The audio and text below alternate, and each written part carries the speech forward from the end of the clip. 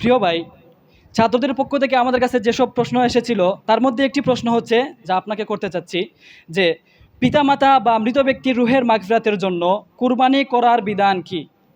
মাশাআল্লাহ ভাই, একটি সুন্দর প্রশ্ন করেছেন। প্রশ্নটি হলো, পিতামাতা বা মৃত ব্যক্তির রুহের মাগফিরাতের জন্য কুরবানি করার বিধান কি? এর সঠিক জবাব হলো, পিতামাতা বা মৃত ব্যক্তির রুহের মাগফিরাতের জন্য কুরবানি করা জায়েজ আছে। কারণ হাদিস শরীফে আছে, রাসূলুল্লাহ সাল্লাল্লাহু আলাইহি ওয়াসাল্লাম প্রতি বছর 2টি করে কুরবানি করতেন, একটি তার নিজের জন্য আর একটি গোটা উম্মতে মুসলিমার জন্য। এর থেকে বোঝা যায় যে পিতামাতা অথবা মৃত ব্যক্তির রুহের মাগফিরাতের জন্য কুরবানি করা জায়েজ।